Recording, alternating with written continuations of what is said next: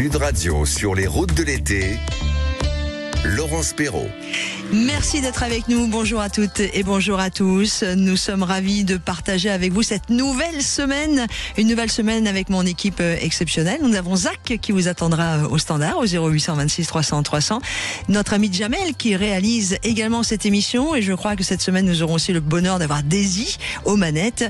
Théo nous rejoint puisque Clément prend quelques jours de vacances bien méritées. Et on retrouvera bien évidemment Colin et Hugo, nos jeunes assistants, tout juste sortis de leur première année de journalisme à l'école, et ça fait plaisir. En tout cas, voici le programme de cette matinée. À 11h, nous partirons en Italie avec un écrivain et marcheur, Édouard Boccon-Giraud, qui a parcouru plus de 1400 km à pied sur les routes les plus anciennes du monde. Je vais vous parler de la Via Appia Antica, de la Via Popilia ou de la Via Normanna. Pensez à Normand et vous allez voir qu'il va nous expliquer pourquoi.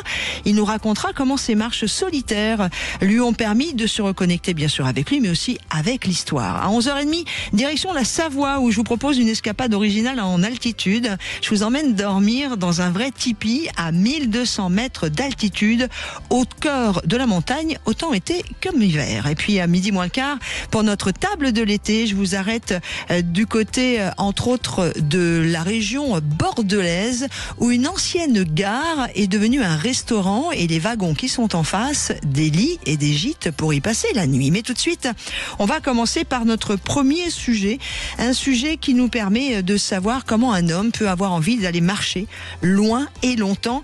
D'ailleurs, on compte, Théo Ampillac, de plus en plus de Français qui aspirent à une déconnexion totale. Pourquoi ce désir grandissant de se couper même momentanément du monde ? Oui, selon un sondage de l'Observatoire de la Société française Sociovision, 37% des sondés veulent réduire leur usage des technologies jugées trop envahissantes. Dans ce sondage, on apprend que 45% des Français avouent qu'une application les a déjà déconcentrés et 38% ont déjà perdu le fil d'une conversation à cause de leur smartphone. Conséquence, certains rêvent d'une coupure radicale en arrière-plan, l'envie d'un quotidien plus concret, plus sain et plus en phase avec leurs valeurs. Mais le numérique n'explique pas tout. Dans notre société, tout s'accélère. Concilier vie professionnelle et vie familiale devient un véritable casse-tête. Les repères s'effritent, les images de violence saturent nos écrans et la vie en général devient stressante. Résultat, on devient sédentaire, on bouge moins et on prend moins de temps pour soi. En écrivant ce papier, je suis tombé sur un article du Monde qui détaille une initiative pas comme les autres. Elle est baptisée Adodan, jeu de mots entre abréviation d'adolescent et sur le dos des ânes. Un collège des Cévennes l'a lancé pour déconnecter les enfants pour leur apprendre à vivre autrement, un peu à l'image d'Édouard que nous allons découvrir juste après. 4 jours sans écran dans les montagnes avec les animaux. Pour l'un des organisateurs, ce séjour a eu de nombreux bienfaits. Il apaise les comportements et surtout renforce les liens humains, quelque chose qui est essentiel aujourd'hui. Alors, est-ce qu'il lui aussi a réussi à totalement décrocher ? Il va nous raconter tout cela évidemment à travers ses grandes marches. Sur les routes de l'été, Sud Radio vous écoute. Dans un monde en plein bouleversement où les repères traditionnels vacillent, l'auteur Édouard Boccon-Giraud appelle à un retour aux racines pour mieux comprendre notre époque. Il va tout simplement, notre invité ce matin, changer de rythme pour mieux retrouver le fil de l'histoire et peut-être aussi celui de sa propre vie. Édouard Boccon-Giraud, bonjour. Oui, bonjour Laurence. Vous avez marché en l'occurrence plus de 1400 km à travers le sud de l'Italie sur des voies antiques pour mêler la grande histoire à votre propre cheminement intérieur qui va retrouver bien évidemment votre propre histoire. Racontez-moi comment ça a commencé, vous Édouard Boccon-Giraud, qui avez une carrière multiple, dont de grands postes comme par exemple à la tête d'une grande maison qui s'appelait TF1. Eh ben écoutez, c'est très simple. Au départ, je suis un passionné amoureux de l'Italie, mais je n'avais jamais eu l'idée de marcher en Italie en fait. Et puis un jour, ma fille aînée m'a offert un livre qui était un phénomène de société en Italie, mais dont on a assez peu parlé en France, qui s'appelle Appia de Paolo Rumise. Appia, c'est un peu un livre qui a marqué l'histoire de la littérature et de la culture italienne. Rumi, c'est un peu le Nicolas Bouvier, le Sylvain Teston italien. C'est un immense écrivain voyageur, comme on dit, il écrit avec ses pieds. Et un jour, il a décidé de rentrer chez lui et au lieu de voyager ailleurs en Europe et dans le monde, et de voyager en Italie sur la Via Appia. Alors la Via Appia, c'est quoi ? En fait, c'est la plus ancienne route du monde occidental, c'est-à-dire la plus ancienne au sens où c'est la première fois que l'homme a décidé de mettre des pavés sur une route pour aller plus vite que marcher sur du sable, du chemin, etc. Et pourquoi est-ce qu'il a décidé d'aller plus vite? Et c'est là où on va faire une connexion avec l'histoire. C'est parce que quand en 312 avant Jésus-Christ, le censeur Caius Appius, d'où le nom de Via Appia, décide la construction de cette route, c'est parce que Rome n'est pas encore le maître du sud de l'Italie. Il y a encore, comme on dit dans Astérix, des populations qui résistent, et notamment les Samnites au sud de l'Italie. Et les Samnites, 10 ans avant, ont infligé une défaite, une raclée monumentale aux Romains, à un endroit dont vous avez tous entendu parler sans le savoir, qui est les Fourches Caudines. Dans les Fourches Caudines, qui est en fait un défilé, les Samnites ont enfermé l'armée romaine, lui ont jeté des cailloux et l'armée romaine a été obligée de se rendre.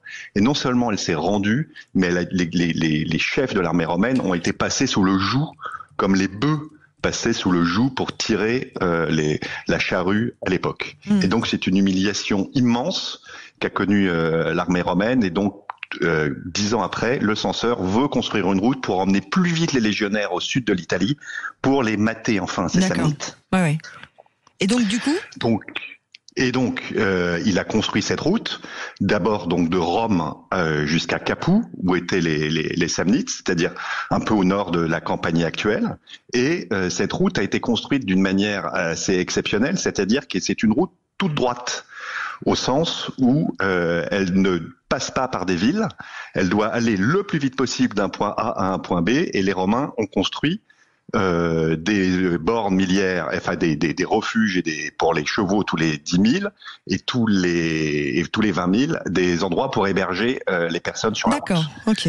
Et donc aujourd'hui, vous avez encore des traces très importantes de cette Via Appia. D'abord, les 20 premiers kilomètres juste à la sortie de Rome. C'est un parc naturel à la sortie de Rome. Et pour ceux qui n'auraient pas envie de marcher 700 km jusqu'à Brindisi comme moi, j'encourage à faire les 15 premiers à la sortie de Rome. D'autant plus qu'au bout des 15 km, on arrive à une petite gare et le train vous ramène directement dans Rome. Donc il n'y a pas d'aller-retour à faire. Et on est au milieu d'un parc naturel régional avec des vieilles tombes, dans une ambiance antique à la fois antique et romantique extraordinaire. Et puis après, pour les courageux, on continue bien au-delà. Et en fait, jusqu'à Brindisi. Et je vais vous expliquer pourquoi. Oui, juste Édouard Bocquan, parce que vous savez que j'adorerais qu'on puisse parler pendant des heures et des heures de votre aventure, parce que ce qui m'intéresse aussi, c'est la vôtre après. Mais juste pour cette route-là, vous me disiez lorsqu'on a préparé notre émission qu'elle est enfin reconnue patrimoine. Oui, alors en fait, ce qui s'est passé, c'est que le livre de Rumiz a été un véritable choc dans toute l'Italie, parce que quand il écrit son livre en 2016, il raconte que la Via Appia Antica était quasiment intacte jusqu'en 1860, c'est-à-dire au moment de l'unité italienne, et qu'en fait, elle a été massacrée entre 1860 et le début des années 2010. C'est absolument incroyable de le savoir, mais elle a survécu 23 siècles. Et la folie humaine du développement industriel l'a massacrée, c'est-à-dire massacrée au sens où elle a été privatisée, elle a été retirée, les gens se sont servis des pierres pour construire des maisons, on a fait des parkings, et puis le plus fort de plus fort, c'est qu'il y a même un McDo qui est construit au-dessus de la Via Appia. Wow. J'ai pu le constater, c'est pour vous donner un peu une idée de la manière dont on a maltraité cette route antique. Alors voilà, c'est un peu tout ce que je raconte dans mes récits, que le site d'info que j'ai monté, sans doute .info, avec mon frère, publie et a publié cet été comme série de l'été. Tout à fait, que j'ai pris beaucoup de plaisir à lire. Voilà. Donc sur sansdoute.info, vous trouverez mes récits à la fois sur la Via Appia Antica, sur la Via Popilia et sur le chemin normand en Sicile. Alors, on va parler évidemment de ces chemins, mais à travers vous, si vous le voulez bien, Édouard Bocquan-Gibaud, puisque on a aussi évidemment nos auditeurs qui peuvent participer et venir, parce que le sujet, c'est aussi comment j'arrive à décrocher, à me déconnecter. Bien vous, sûr. Évidemment, c'est aussi ce que vous avez fait avec votre propre cheminement. Et puis, nous avons beaucoup de gens qui vont arriver, donc on va donner la place aussi un peu aux auditeurs, mais je voudrais vraiment que vous m'expliquiez, vous, puisque nous sommes sur Sud Radio vous écoute, votre témoignage à vous, au-delà du côté très historique qui est passionnant. M'en voulez pas si j'accélère un peu le rythme, j'en suis désolée. Pas du tout. Ce que vous êtes allé chercher en allant marcher aussi longtemps, parce que vous êtes parti plusieurs semaines sur ces différentes routes d'Italie. Alors, d'abord, je crois fondamentalement les racines de l'histoire. Je crois que c'est essentiel de comprendre qu'à portée de main, on peut faire un voyage extraordinairement exotique à 4 km/h et de retrouver tout ce qui fait un peu notre civilisation, l'endroit d'où on vient. Moi, je fais partie des gens qui sont persuadés que la Méditerranée est un peu le berceau de notre civilisation, que ce soit la Grèce, Rome, Carthage, la Sicile, et que donc on vient un peu tous de là, qu'on le veuille ou non, et que on peut trouver les origines de nos racines très facilement. Je vais vous donner un exemple que tout le monde comprend, même ceux qui n'ont pas fait beaucoup de latin à l'école. Eh bien, au bord du chemin de la Via Appia, il y a la tombe de Cicéron. Tout le monde a entendu parler de Cicéron, et tout d'un coup, vous tombez sur la tombe de Cicéron, et ça, c'est incroyable. Autre histoire, tout le monde connaît les 12 travaux d'Hercule, tout le monde connaît les enfers. Eh bien, sur la Via Appia, on trouve l'endroit où Virgile a décidé qu'elle était là la porte des enfers avec Cerbère qui attendait. Waouh. Voilà, donc c'est des endroits absolument incroyables. Tout d'un coup, vous touchez du doigt la légende. Et ça, c'est quand même extraordinaire. Et vous, ça vous a énormément touché. Alors, je vais accueillir Pierre, comme je vous le disais, Édouard, vous qui êtes notre invité avec ce témoignage de vie. On reviendra dessus, hein, vous inquiétez pas. Édouard Bocon-Gibaud qui est avec nous aujourd'hui. Pierre, bonjour. Bonjour Laurence, bonjour Édouard. Oh, quelle jolie voix, dites donc. Il paraît, oui. Oui, je suis très... Vous êtes où, vous, Pierre? Alors, je suis à Toulouse, dans la région toulousaine, et je vis entre Toulouse et mon bateau à Leucate. Okay. Donc, c'est mes deux vies. Et ensuite, oui, marcher, j'adore marcher, mais pas sportivement, pour la promenade. Et un endroit que j'adore près de Toulouse, c'est ce qui s'appelle la Rigole. La Rigole, en fait, c'est ce qui alimente le canal du Midi, qui avait été fait par Pierre-Paul Riquet, tout au début pour alimenter le canal. Et donc, quand on va là, on monte au-dessus de Revel, ensuite le lac de Sainte-Féréole, et ensuite on suit cette rigole dans les bois. Donc, elle traverse les bois. Donc, il y a une fraîcheur parce que déjà on monte en altitude. Et une autre fraîcheur parce qu'on est en pleine forêt, et la troisième fraîcheur qui vient de cette eau qui coule comme une petite rivière. Et c'est très très plat parce qu'en fait ça a été calculé pour que l'eau ruisselle ni trop vite ni trop lentement. Donc on est sur du plat pratiquement. Bon, il y a 1,50 m de dénivelé sur 100 mètres. Donc c'est accessible à tous. On est sur du plat. Mais on peut faire ça. Il y a une quarantaine de kilomètres de marche magnifique. C'est un endroit magnifique parce qu'on est en pleine forêt. Pierre, au-delà de la beauté, est-ce que ça vous apporte quelque chose? Vous arrivez à déconnecter? Est-ce que la marche est quelque chose qui... Ah oui, mais alors quand je vais là, je me ressource parce que je suis en pleine nature. Il y a personne. Voilà, on croise une fois de temps en temps quelqu'un, mais c'est vraiment, on est pratiquement seul pendant des kilomètres, et on est vraiment au milieu de la nature, et on se connecte à la nature, on se déconnecte de la vie active là-dedans. C'est magnifique. Merci beaucoup Pierre de ce témoignage sur l'antenne de Sud Radio. Je voudrais avoir la réaction de notre invité qui nous raconte ses cheminements sur les routes historiques européennes et occidentales. Édouard Bocon-Gibaud, juste même une petite marche comme ça? Ah bah oui, formidable. L'idée de pouvoir couper, de mettre son téléphone en mode avion et d'écouter le plus beau son qui est le silence, c'est extraordinaire. Moi, je vais revenir avec vous dans quelques instants, si vous le voulez bien, Édouard Bocon-Gibaud, parce que au-delà de l'histoire qui est passionnante, une fois de plus, j'ai plein de questions à vous poser. Est-ce que vous êtes préparé? Parce que vous êtes parti plusieurs jours. Le plus longtemps que vous ayez marché, c'était combien? 28 jours. Waouh, seul? Seul. Ça, c'est important. Est-ce que vous avez dû vous préparer physiquement? Est-ce que vous avez dû vous préparer mentalement? Toute la grande aventure, les premiers pas, les impressions. On parle de tout ça dans quelques instants, juste après la pause sur Sud Radio. Vous êtes dans nos routes de l'été avec notre rendez-vous. Sud Radio vous écoute, et vous pouvez vous aussi intervenir au 0826 300 300 ou sur la page Facebook de Sud Radio.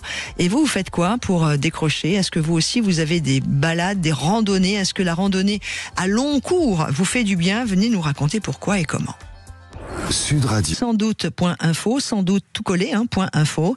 Et je suis en train de me promener avec vous, Édouard Bocon-Gibaud, sur ce que vous avez mis en ligne il n'y a pas longtemps, la 11e partie, la Via Normanna de Sperlinga à Floresta.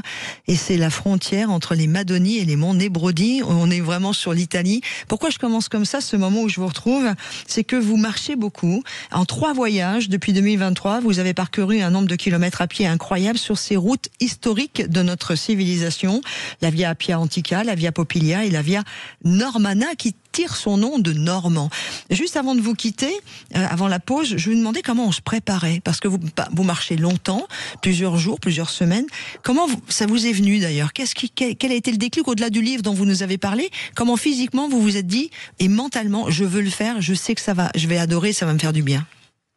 Parce que je voulais me projeter dans un défi aussi personnel et au-delà de l'aspect culturel et historique, c'était aussi pour moi un défi à la fois sportif et personnel, de dire est-ce que j'en étais capable, parce que lui l'a fait, est-ce que je peux le faire? Alors à la base, je suis pas un immense sportif, je suis simplement à peu près correctement en forme, et je me suis pas plus préparé que ça, que peut-être aller 1 heure par semaine à la salle, mais c'est tout. Et je me suis dit que de toute façon, je le ferai à mon rythme. J'avais mon temps devant moi. La Via Appia Antica, c'est pas ultra sportif. Il y a une petite semaine un peu rock'n'roll, mais en dehors de ça, sur les 4 semaines, c'est pas très très sportif, à la différence de la Via Popilia et surtout du chemin normand dont on va parler tout à l'heure. Et donc, je me suis testé comme ça. Et puis, une fois que vous êtes parti, vous pouvez plus vous arrêter, parce qu'en fait, il y a à la fois une dimension psychologique, une dimension intellectuelle et une dimension purement physiologique, c'est que vous sécrétez la dopamine. Et quand je suis arrivé à Brindisi, en fait, j'aurais pu continuer jusqu'au fin fond de l'Afrique, en réalité. Voilà, une fois que vous êtes parti, vous ne pouvez pas vous arrêter, en réalité. Et puis, en fait, moi, j'ai eu la chance de faire une partie de Compostelle et on m'avait toujours prévenu, tu verras, les 5 premiers jours sont physiquement les plus compliqués. À partir du 6e jour, ton corps a compris et il t'emmènera au bout du monde. C'est exactement ça. Alors maintenant, au bout du 2e jour, moi, je sens plus mon sac. Ah oui, mais vous êtes plus entraîné que moi. donc voilà. Et puis sachant quand même, pour nos éditeurs, la technique a fait beaucoup de progrès, et sur les chaussures, et sur les sacs à dos. Et ça qui est vraiment, aujourd'hui, épouse formidablement votre dos. Ils sont réglables au plus près. Et puis, dernier élément, alors pour le détail, ne jamais partir sans bâton.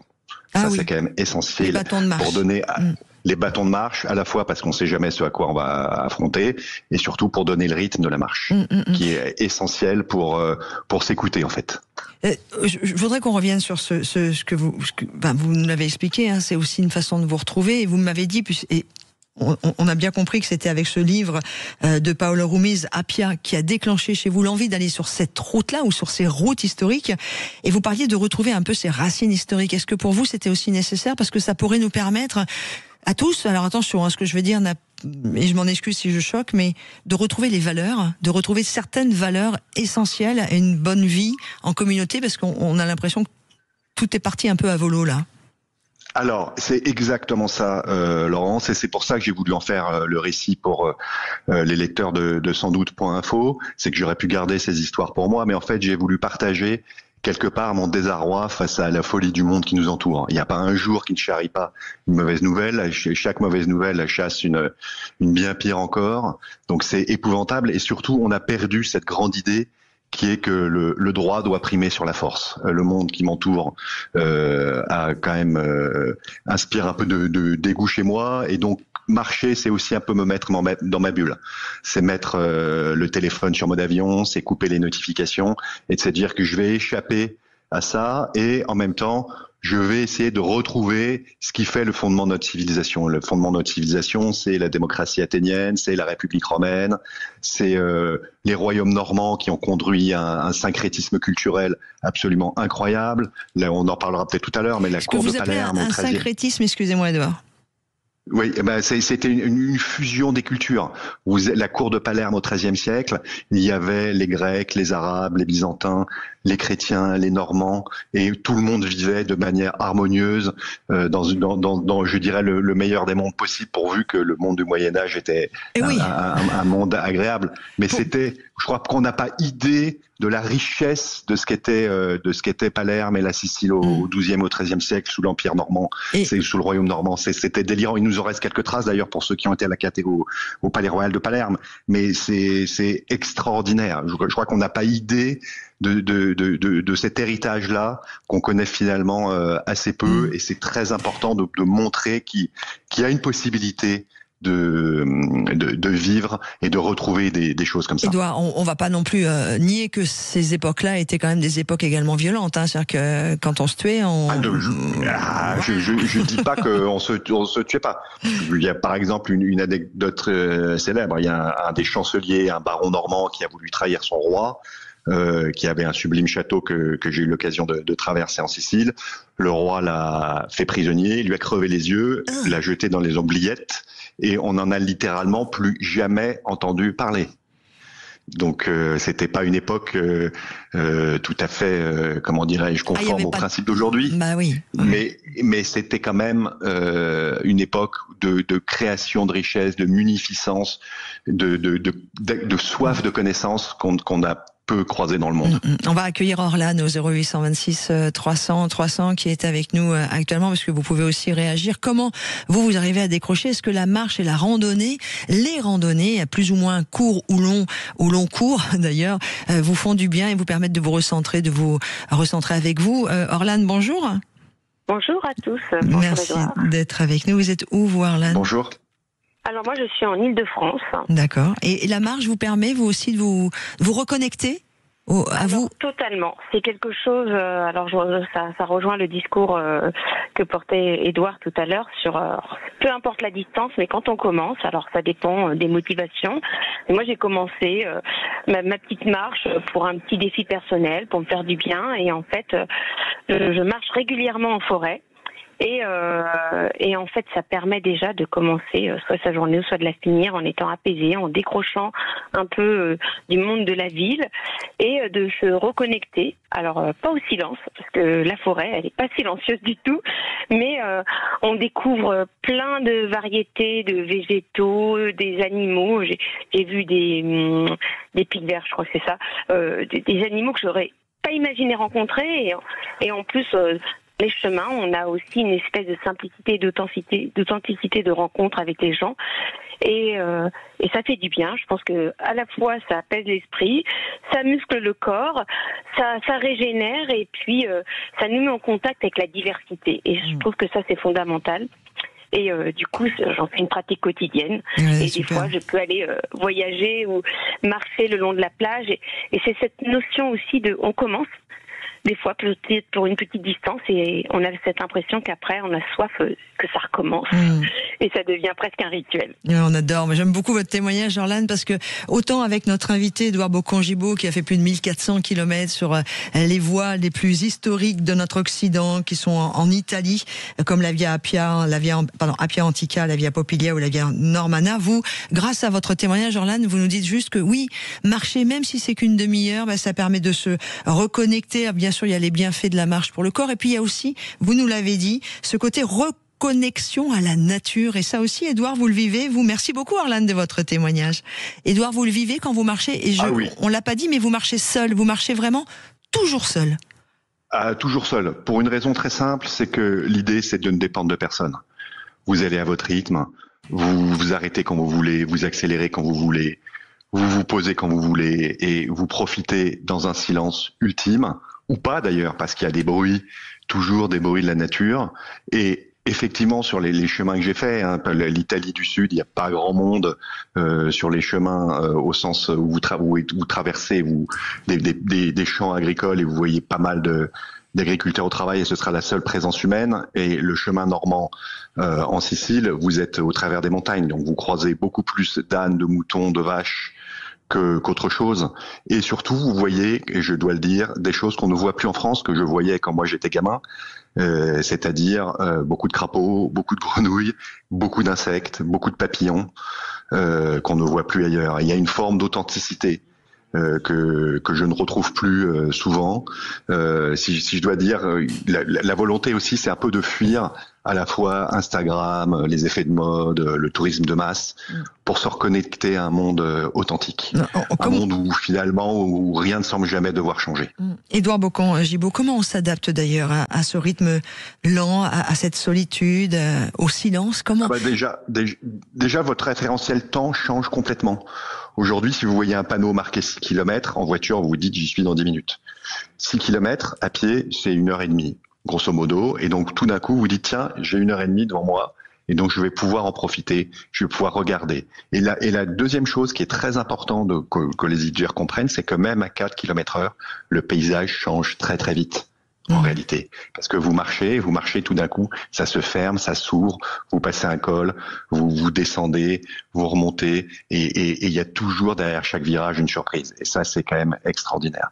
Et c'est aussi, et pourquoi l'Italie me plaît tant, c'est parce que c'est quand même un pays où l'harmonie entre l'homme et la nature existe encore vraiment, et que vous découvrez des surprises et je dirais une capacité pour l'homme à vivre dans la nature de manière beaucoup plus idéale que ce qu'on voit ailleurs aujourd'hui. Moi, j'ai eu la chance, je ne vais pas vous raconter ma vie, mais de partir en Islande il y a quelques jours là, et de faire des randonnées aussi dans ce pays où il y a des moments où vous pouvez rester carrément une demi-journée sans voir âme qui vive. C'est quelque chose d'étonnant. C'est étonnant. En Sicile et même ailleurs, vous pouvez passer une journée entière sans voir personne. Je vais vous raconter une anecdote. Un jour, j'étais sur un plateau au fin fond de la Calabre, à 1000 mètres d'altitude, et pour sortir, il fallait traverser intégralement le plateau, donc il y avait 4-5 heures de marche. Et je suis sorti au col, et qu'est-ce que je vois au sortir du col ? Une voiture Google Maps avec faisant le tracé Google. Donc voilà, tout d'un coup, j'étais au fin fond de la nature et j'étais replongé dans le 21e siècle sur un chemin totalement improbable, un type qui faisait la cartographie Google. Et là, je me suis dit, voilà en fait ce à quoi j'essaye d'échapper. Qu'est-ce que vous disent, pour finir, parce que malheureusement on arrive à la fin de notre entretien sur Sud Radio, dans les routes de l'été, pour notre rubrique Sud Radio vous écoute, comment votre entourage vit vos moments de l'année où vous partez comme ça plusieurs jours, plusieurs semaines seuls? Ils m'encouragent, je crois qu'ils comprennent parfaitement la démarche. Et puis je fais un petit compte rendu sur un groupe WhatsApp familial tous les soirs des trésors que j'ai découverts, et c'est assez interactif. Je fais un FaceTime avec mes petites filles. Voilà, et c'est toujours un moment où chacun comprend ce que je vis et pourquoi je le fais, et est content, et c'est ce plaisir-là que je voulais faire partager aux lecteurs de Sandoute.info, parce que franchement, il y a quelque chose d'universel. C'est qu'au-delà de ma démarche purement personnelle que vous avez eu la gentillesse de mettre en avant, Laurence, c'est vraiment universel ce que je vois. Ça doit parler à tout le monde en réalité. Oui, donc c'est ça, et c'est ça qui est essentiel de comprendre, c'est que on n'est pas condamné au transhumanisme de la folie des géants du numérique. On n'est pas condamné à ça, c'est pas vrai. Je dis pas qu'il faut remonter sur notre colonne comme les stylites au VIe siècle. Je dis simplement qu'il y a un monde authentique qui existe encore, un monde où on peut se ressourcer, et pas oublier que franchement, on doit être modeste dans nos existences face à la puissance de la nature, de la culture et de la civilisation. Restons modestes. Voilà, et marcher, moi, ça me rappelle à cette nécessaire modestie quand je vois l'Etna, quand je vois cette nature italienne si belle, si puissante, où tout est plus grand, tout est plus beau que finalement chacun de nos destins individuels. Merci beaucoup, Édouard, d'être venu sur l'antenne de Sud Radio partager un petit bout, une parenthèse de ce que vous avez vécu sur vos plus de 1400 kilomètres à pied que vous avez fait sur la Via Appia Antica, la Via Popilia et la Via Normanna. Et je vais tout simplement inviter tout le monde, Édouard Bocon-Gibaud, à retrouver ce magnifique parcours de vie sur votre site sandoute.info, sandoute, tout collé, .info. Bonne continuation, Édouard. Vous repartez quand ? L'année prochaine, il y a un voyage par an. Un voyage par an. On vous embrasse. Merci beaucoup, Laurent. C'était formidable de pouvoir partager ça avec les auditeurs de Sud Radio ce matin. Écoutez, avec beaucoup de bonheur, et merci à vous d'avoir pris le temps de le faire. Je vous embrasse. Je vous souhaite une très très belle journée. Dans quelques instants, après la pause, c'est un autre détour de vacances qui va nous accueillir. Par exemple, là, imaginez, vous partez en randonnée et puis vous avez besoin quand même de dormir le soir aussi. Ça vous dirait de passer une nuit dans un tipi à 1200 mètres d'altitude? C'est ce qui vous attend dans moins de 2 minutes. Sud Radio sur les routes de l'été. Laurence Perrault. Et sur les routes de l'été, nous allons maintenant vous emmener, on va dire dans 2 secondes, du côté d'un très joli village à 1200 mètres d'altitude pour passer une nuit dans un tipi. Et puis juste après, j'aurai le bonheur de vous permettre de vous attabler sur une table de l'été dans une ancienne gare qui est devenue un restaurant. Ça s'appelle l'Aiguillage de la Sauve et on aura le plaisir, on est dans la région bordelaise, d'être en compagnie du chef et du propriétaire. Mais tout de suite, allez, prenons un peu de hauteur. Sur les routes de l'été, détour de vacances. Et nous allons tout de suite, sur les routes de l'été, vous emmener en pleine nature. On est à 1200 mètres d'altitude, dans un lieu pas comme les autres. Il s'agit du village Tipi en Savoie. Je vous propose une nuit sous la toile avec une vue sur les montagnes. Et pour nous en parler et pour nous le décrire, on accueille Laurence Guillonnier, qui est responsable du site. Bonjour Laurence. Bonjour. Comment ça va? Vous êtes où exactement là? Je suis assise au milieu du village. On peut le situer? Alors, il est sur la commune du Moncel, à 1200 mètres d'altitude, sur une station qui fait partie de cette commune qui s'appelle le Revard. Très bien. Une nuit en tipi en Savoie. Racontez-nous d'ailleurs, d'abord on va commencer par la genèse. Où est venue l'idée de ce lieu? Alors, c'est M. Lombard Sébastien, qui est mon patron. Moi, je suis responsable du site, qui a créé ça il y a 15 ans. Il a commencé avec 2 tipis, avec des toilettes sèches. Et aujourd'hui, on a 5 tipis de couchage, un grand tipi restauration, des toilettes, des douches, tout ce qu'il faut. C'est un endroit, évidemment, qui va nous permettre de nous poser de façon un peu originale. Vous avez combien de tipis en tout? Alors, on a 3 tipis de 6 couchages, un tipi de 7 couchages et 2 tipis de 4 couchages. Ça s'adresse à qui en général? Plutôt les familles? Tout le monde. On a des randonneurs, on a des familles, des anniversaires, des mariages. En fait, on a tout style de public. Alors, tipis, ils sont ouverts a priori toute l'année, c'est ça? Voilà, c'est ça. On fonctionne donc toute l'année. Il y a, en avril et en mai, on privilégie les séminaires comme octobre, novembre. D'accord, mais vous n'êtes pas ouvert en décembre, janvier, février? Ah bah si, c'est notre meilleure saison. Mais on va dormir dans un tipi alors qu'il y a de la neige partout. Que vous, c'est les tipis des Indiens d'Amérique? Voilà, c'est ça. Et vraiment le vrai tipi. Il y a un poêle à granules dedans. Vous avez des duvets à moins de 17 et le matin, vous vous levez, c'est tout juste magnifique. Mais donc, on n'a jamais froid en fait? Non, on n'a pas froid. À l'intérieur, vous me parlez donc de poêle à granules. Faites-moi une carte postale. Faites comme si vous étiez une petite caméra radiophonique et qui va montrer les images à mon oreille. Alors, donc, on arrive. Quand on rentre dans le tipi, on a donc les couchages. 6 couchages ou 4 couchages suivants. Oui, mais la qualité des couchages, c'est quoi? C'est des lits? C'est des lits. Ah non, mais c'est des grands tipis. Oui, c'est des grands tipis. Oui, très grands tipis. Et au fond, vous avez votre poêle à granules toute la nuit, tranquille. Oui, pardon? Oui, les planchers sont en bois. Tout est en bois dedans et la toile jusqu'au sommet après. Pour tous ceux qui écoutent Sud Radio et que ça intéresserait de voir à quoi ressemblent ces tipis tout confort, on va quand même les appeler comme ça, il faut aller sur le site internet village-le tiré du 6, village-tipi.com. Côté activité, qu'est-ce que l'on peut faire sur place et aux alentours? Alors on va évidemment faire un focus sur l'été puisqu'on est le 11 août. Alors nous, sur place, on a un bain nordique et on a un tipi park qui est adressé au public enfants, adultes, avec un labyrinthe géant, le défi des sioux, c'est le jeu de loi grandeur nature, du tir à l'arbalète, des chasses au trésor avec des cartes, du GPS et un mini-golf, mais un mini-golf de montagne. Il n'y a pas de fioriture, c'est vraiment, on a fait le mini-golf avec la nature. D'accord. Et ça doit être un peu une autre ambiance quand même. L'hiver, on fait quoi? L'hiver, pareil, le tipi park est ouvert et après on a tout ce qui est rando raquettes, les luges nouvelle génération, les airboards, les Evosity. Voilà, on a plein d'activités autour de la neige. Ouais, vous êtes dans un alpage préservé, dans le massif des Bauges, ça c'est important de le préciser. Oui, c'est ça. On fait partie du parc du massif des Bauges sur un terrain de l'ONF.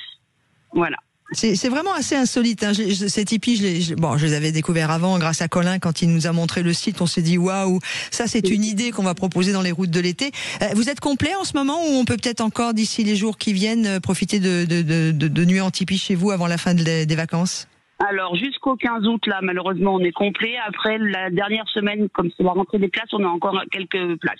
Là aussi, puisqu'on vient de quitter notre invité qui était avec nous et qui fait de la randonnée, Édouard, qui déconnecte pour quand il part faire ses grandes randonnées de plusieurs semaines en Italie. Là aussi, c'est une façon de déconnecter par rapport à notre vie, à notre quotidien qui va trop vite. Là, c'est ça, on a plein de randonnées autour. Et il y a même des gens qui sont en itinérance, qui partent aux villes aux alentours, hein, d'Annecy, Chambéry, même plus loin, qui s'en vont sur 3 à 4 jours, voire 10 jours, et qui font une halte chez nous. Des fois, ils sont même accompagnés avec des ânes qui leur portent leur bagage, et voilà.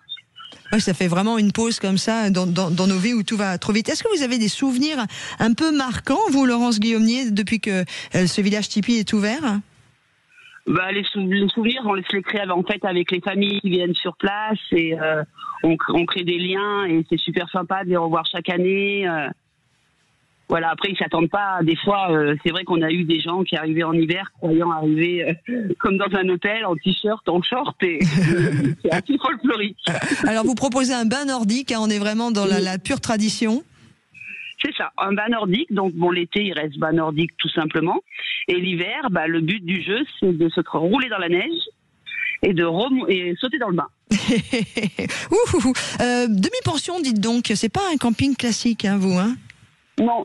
Alors nous l'hiver on est en demi-pension et l'été on est les gens se font à manger eux-mêmes. D'accord, ok.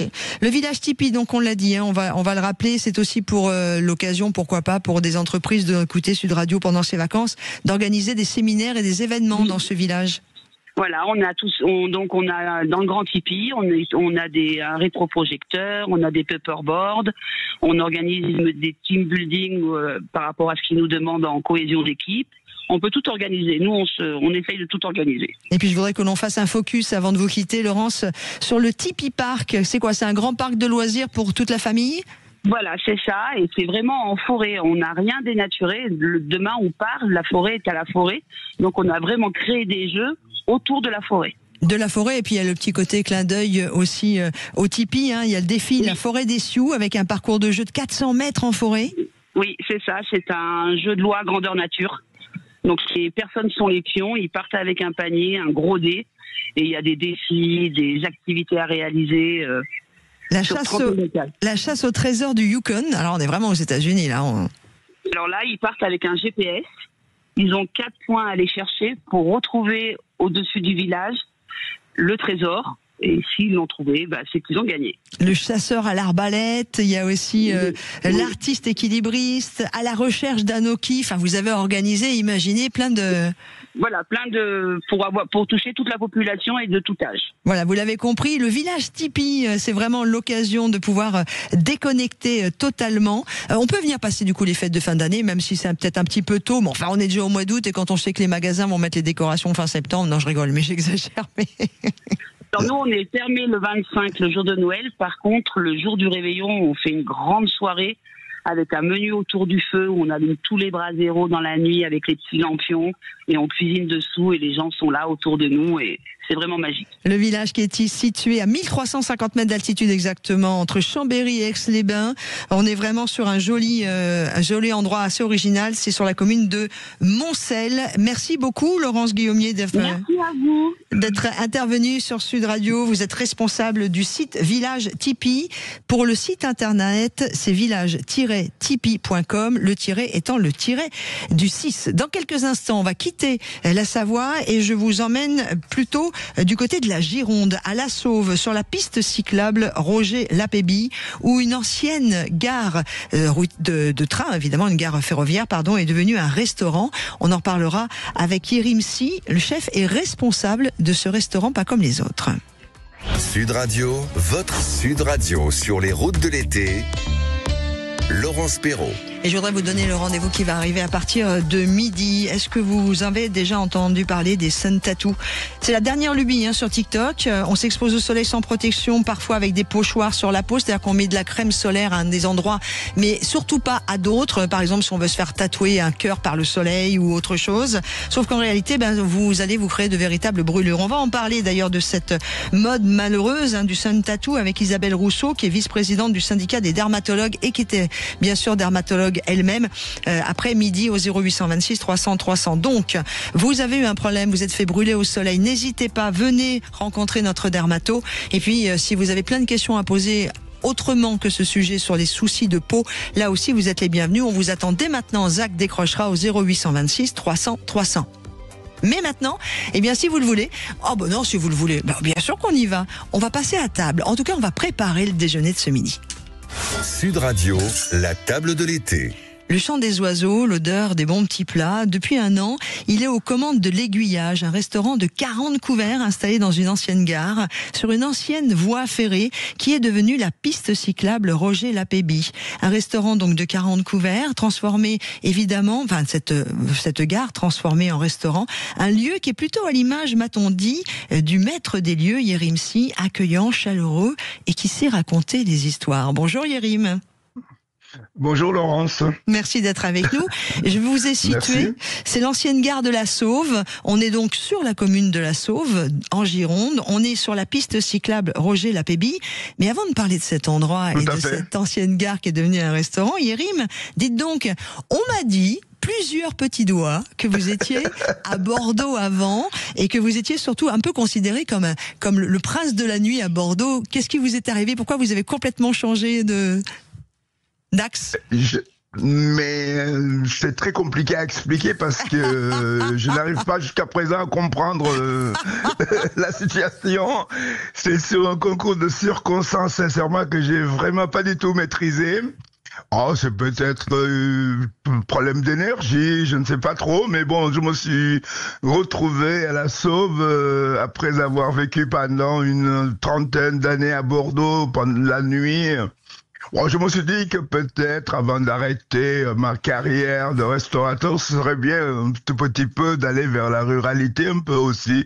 Il y avait ça qui m'intéressait un peu, de voir ce qui se passe ailleurs, en dehors de l'environnement citadin. Eh ben, vous avez bien raison. Et d'ailleurs, pour tous ceux qui connaissent l'aiguillage de la Sauve, n'hésitez pas, appelez-nous ou mettez une réaction sur la page Facebook de Sud Radio, parce que beaucoup de gens n'en disent que du bien. On vous connaît donc à Bordeaux. Maintenant, on vous connaît beaucoup, et ça c'est bien à l'aiguillage. Dans l'entre-deux-mer. Voilà, dans l'entre-deux-mer. Avant de parler cuisine, c'est un endroit qui est quand même complètement atypique. Cette ancienne gare au cœur de la nature. C'est un vrai coup de cœur que vous avez eu quand vous avez visité? Mais je pense que c'était un argument très très important, le coup de cœur, parce que quand je suis venu dans ce lieu, j'ai vu tous ces vieux wagons, ce bâtiment extraordinaire qui avait une histoire autour de la gare, autour de l'entre-deux-mers. Il y a eu beaucoup d'histoires autour de cet endroit, et je me suis dit pourquoi pas. C'est vraiment un coup de cœur, effectivement, oui. Alors on vous connaît aussi parce que je sais que vous aimez beaucoup, quand je vais dire, non pas mélanger les genres, mais mélanger les gens. C'est-à-dire que vous aimez que les gens se rencontrent, vous avez mis un point d'honneur à créer ce lien, à créer l'ambiance. Est-ce que l'aiguillage est pour vous aussi, ce restaurant ancienne gare, une façon de continuer cet esprit-là ? Je suis toujours dans cet esprit, sinon ça n'a pas lieu d'être. Mais je suis toujours dans l'esprit de mélanger effectivement les gens qui se retrouvent. Ça a toujours été mon préalable dans toute entreprise de restauration ou de bar à Bordeaux. Et tout le monde le sait, tout le monde le dit, ça a toujours été des endroits où tout le monde se retrouvait, où différents sociaux, différentes catégories sociales, et il y avait toujours une forme de symbiose, une forme de fusion extraordinaire. C'est vraiment... Et je suis en train de faire la même chose à la gare de la Sauve, où je suis depuis à peu près 2 ans. Ah, ça c'est plutôt une bonne idée, moi je trouve. Je voudrais qu'on parle un peu cuisine, Yérim, parce que voilà, vous avez des origines sénégalaises, vous êtes issu d'une grande famille. Oui, je suis, ouais. Vous êtes de Dakar. Est-ce qu'on retrouve Absolument. un peu de ces racines dans la cuisine que l'on peut déguster à l'ancienne gare de la Sauve, l'aiguillage de la Sauve? Oui, parce que nous avons souvent de la cuisine exotique.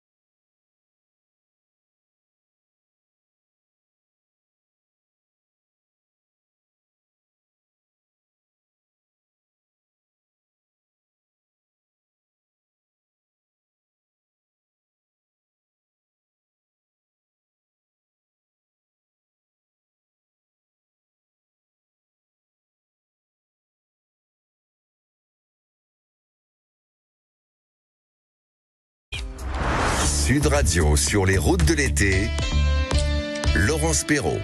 Et nous sommes avec vous, attention, vous le savez, dans notre dossier que nous vous proposons tous les jours de 12h à 13h, en tout cas pour la première partie, midi et demi. Un dossier qui va nous alerter sur une tendance dangereuse venue de TikTok, les fameux sun tattoo ou bronzage dessiné volontairement sans crème solaire. Nous serons en compagnie d'une dermatologue, mais pas simplement, elle est aussi vice-présidente du syndicat des dermatologues, pour nous expliquer pourquoi cette mode peut avoir de lourdes conséquences sur la santé de la peau, en particulier chez les plus jeunes. Mais je vous propose aussi d'intervenir et de nous rejoindre au 0826 300 300 pour poser toutes vos questions à notre invité concernant la peau en général. À 12h40, cap sur l'Aude, à nouveau pour découvrir un fleuron du patrimoine gastronomique français. On va s'arrêter à la coopérative Loulibo, premier producteur d'olives de table et fabricant d'huile d'olive, qui va nous parler d'un savoir-faire ancestral ouvert au public tout l'été avec des visites, des dégustations, évidemment pas mal de choses. C'est un véritable succès touristique. On en parlera en détail à ce moment-là. Et puis vous êtes avec nous bien sûr sur la page Facebook de Sud Radio. N'hésitez pas, vous pouvez aussi réagir en direct pour la suite de notre rendez-vous. Les routes de l'été, c'est maintenant. Sud Radio, le dossier de l'été. Et avec vous, Théo Ampillac, avant de débuter ce dossier de l'été sur les sun tattoo, burn lines, ce sont aussi les noms que l'on donne comme tan lines. En quoi consiste cette tendance TikTok et pourquoi est-elle dangereuse? Le principe de cette nouvelle mode est simple, ne pas appliquer de crème solaire sur certaines zones du corps pour obtenir des marques de bronzage très nettes. Les jeunes vont même jusqu'à dessiner un motif avec la crème pour laisser une trace sur la peau, une sorte de faux tatouage temporaire mais risqué. En cette période de canicule, les fortes chaleurs peuvent vous tenter d'avoir un beau bronzage, sauf que derrière les vidéos qu'on voit sur les réseaux sociaux, il y a un vrai danger. Le ministre de la Santé, Yannick Neuder, s'est exprimé il y a 2 semaines sur ce sujet via son compte Instagram. Il alerte les jeunes et leur demande d'arrêter immédiatement cette pratique. S'exposer au soleil sans crème ni aucune protection, parfois même avec des huiles ou du monoeil, se faire un tatouage éphémère sur la peau en prenant un coup de soleil. Il faut arrêter tout ça, c'est très dangereux. Quand vous brûlez au soleil, les UV atteignent l'ADN des cellules de votre peau. Ces expositions entraînent non seulement plus de risques de vieillissement, mais aussi plus de risques de cancer, de mutation et de développement de carcinomes et de mélanomes. On le rappelle, selon Santé publique France, chaque année, entre 140 et 240 000 cancers de la peau sont diagnostiqués en France. Parmi eux, 170 000 sont liés à une surexposition aux UV. Et c'est le sujet de notre dossier d'été sur Sud Radio, les sun tattoo, mais pas seulement, la problématique évidemment du soleil, puisque nous sommes en plein été. Isabelle Rousseau, bonjour. Oui, bonjour. Merci d'être avec nous. Vous êtes vice-présidente du syndicat des dermatologues et dermatologue vous-même d'ailleurs. Exactement. Sun tattoo, j'ai presque envie de dire quand la bêtise flambe au soleil. Ah ben vous avez tout à fait raison. Moi je dis qu'il y en a qui ne savent pas quoi faire ou quoi dire pour se faire remarquer et avoir des followers. La peau garde une mémoire et si on brûle sa peau, et ben un peu à la fois, si vous voulez, on se rapproche d'avoir des cancers de la peau de plus en plus jeunes. Ce qu'on voyait avant à 80 ans, on voit maintenant à 30 ans. Wow. Et certains cancers de la peau sont quand même très dangereux. Faut pas s'imaginer que c'est une petite bricole qu'on va enlever. Non, il y en a qui sont très dangereux. Le mélanome est aussi dangereux qu'un cancer du pancréas. Donc, il faut vraiment remettre l'église, comme on dit, au centre du village. Alors, ce que je vous propose, Isabelle, parce que le standard est déjà en train d'exploser. Alors, évidemment, en plus, j'ai une dermato à portée d'oreille, une micro. Donc, je pense que nos auditeurs, et ils ont bien raison, vont venir en masse aussi pour vous rencontrer et vous poser des questions. On parle évidemment de sun tattoo, mais on peut déborder sur toutes les affres du soleil. On va revenir sur le sun tattoo, mais Muriel est avec nous au 0826 300 300 et je peux vous dire qu'elle a déjà dit quelques mots à Zach qui l'a accueilli au standard. Son témoignage est édifiant. Bonjour Muriel. Bonjour Laurence, bonjour Isabelle Rousseau. Justement, on a parlé hier avec mon ado, qui est bien sûr très au fait vu qu'elle est toujours sur TikTok. Elle m'a avoué qu'elle s'est endormie pendant 4 heures sur le bord de la plage sans aucune protection. et qu'elle penchait, enfin, elle était assez positive par rapport à ce qui se faisait, par rapport à ses tatouages. Je l'ai sensibilisée parce que moi j'ai travaillé à La Roche-Posay, donc très sensibilisée au soleil, aux crèmes solaires, et je lui ai dit qu'aujourd'hui elle avait en plus un phototype très clair. Et du coup que ça serait irréversible pour elle si elle se protège pas. Malheureusement, l'effet de mode est tel que je pense que notre discours il passe au-dessus, même s'il y a une épée de Damoclès avec la santé, avec le cancer de la peau qui peut être terrible. Voilà, donc malheureusement, je sais pas quoi penser. Mais est-ce que l'intervention de l'État je sais pas, parce qu'après, il manque des dermatos aujourd'hui pour se faire diagnostiquer, c'est catastrophique. En prévention, il n'y a rien. Et puis Muriel, enfin, on a tous été jeunes. Je suis plus fort de la terre quand j'ai 20 ans, quand j'ai 15 ans, c'est moi. Enfin, je sais pas ce que vous en pensez, Isabelle Rousseau, de témoignage de Muriel. D'ailleurs, Muriel, pour conclure votre témoignage, vous disiez que votre fille avait passé 4 heures sur la plage sans crème. Et voilà, mon Dieu. Alors rien, si vous... Allez-y, Isabelle. Oui, bien sûr. Isabelle Rousseau. Voilà, c'est pour ça, si vous voulez, il faut surtout pas s'endormir au soleil. Vraiment, ça c'est très très mauvais. Et même la crème, si vous voulez, de toute façon, bien sûr, protège un petit peu, mais pas surtout, parce que vous avez les UVA qui descendent profondément et qui détruisent la peau, et qui sont dangereux, qui sont pas vraiment arrêtés par les crèmes solaires. Donc là, il faut, si on veut dormir sur la plage, il faut se mettre à l'ombre. Il faut surtout pas s'exposer. Si on a envie de bronzer, de toute façon, on peut pas empêcher les gens d'avoir un peu de bronzage, mais s'il vous plaît, pas 1 heure en suivant. Il faut mieux s'exposer 5 minutes 10 fois qu'1 heure en suivant. Et d'ailleurs, on le voit bien. Enfin, moi, je vais faire ma vieille. Allez, ça y est, c'est parti. J'ai la chance d'avoir un jardin, et c'est pas pour ça que je fais ma vieille, mais c'est que je me suis rendu compte au bout de quelques années à m'occuper de mon jardin dès le printemps que je bronzais plus facilement sans brûler, à m'occuper un peu de mon jardin, mais jamais me mettre au soleil véritablement. Muriel, vous me disiez aussi que votre fille mettait de la graisse à traire, mais j'ai l'impression d'entendre mes parents, mes grands-parents dans les années 60 qui se mettaient de l'huile d'olive. Mais Isabelle Rousseau, au secours! C'est ça revient. En fait, les vieux trucs reviennent. Ça, c'est terrible. Et voilà, et si vous voulez, en plus, ça ne sert à rien. La graisse à traire et tout ça, ça ne sert qu'à brûler la peau. C'est vraiment, sincèrement, ça ne sert à rien. Si on veut avoir un beau bronzage bien uniforme et qui tient longtemps, il faut y aller tout doucement et mettre de la crème la journée et mettre de la crème hydratante le soir, surtout. C'est ça qu'il faut faire. Muriel nous appelait aussi, Muriel, vous disiez que faire pour les désensibiliser, pour les sensibiliser, parce que quand on est ado, on se croit toujours plus fort, quoi. Ce qu'il faut faire simplement, c'est ça, essayer de, si vous voulez, c'est un peu, vous voyez, pour le tabac, je pense qu'on a quand même bien réussi. Je veux dire, les gens fument moins, on fume moins dans les lieux publics et tout ça. Mais pour le soleil, on a l'impression que c'est pire, alors que c'est aussi dangereux. C'est dangereux de se mettre au soleil. Ce serait quoi l'idée ? Vraiment. Ce serait quoi l'idée ? Parce qu'on nous dit, par exemple, sur la page Facebook de Sud Radio, c'est de leur montrer, Stéphane qui dit, et leur montrer les conséquences d'un cancer de la peau, comme on le fait sur les paquets de cigarettes. Est-ce que ça pourrait jouer ?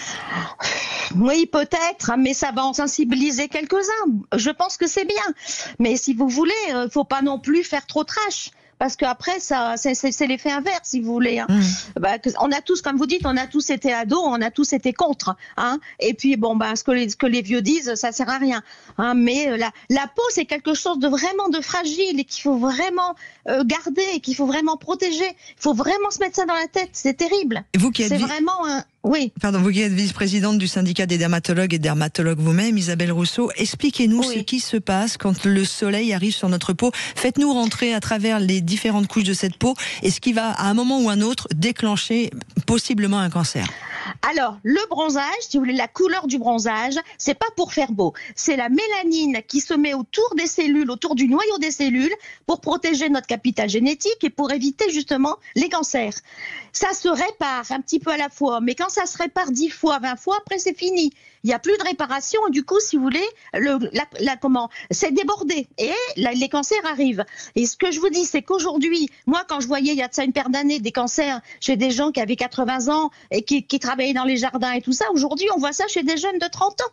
Vraiment, même avant. Donc, si vous voulez, et malheureusement, c'est hyper dangereux. Et même les cancers qui sont pas réellement dangereux, il faut les enlever largement. Ça laisse des cicatrices affreuses. Donc, il faut vraiment mettre ça dans sa tête. Ça, c'est vraiment important. Et après, si vous voulez, bien évidemment, vous avez aussi le vieillissement de la peau qui est parallèle à l'arrivée des cancers. C'est-à-dire que votre peau va fabriquer des cancers et va aussi fabriquer des rides en même temps. Donc, ça fait que, pareil, à 30 ans, au lieu d'avoir une belle peau, ils vont se retrouver avec des rides et des cancers.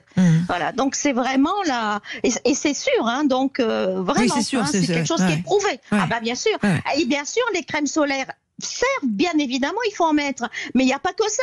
Hein, si vous voulez, il faut que, là, en ce moment, avec la chaleur qu'il fait, il faut surtout rester à l'ombre, se baigner éventuellement, puis se mettre à l'ombre. Il ne faut surtout pas s'exposer avec 40 degrés. Hein. Surtout pas. Muriel, merci beaucoup de votre témoignage. On accueille Patrick au 0826 300 300 également, qui est avec nous. Bonjour Patrick.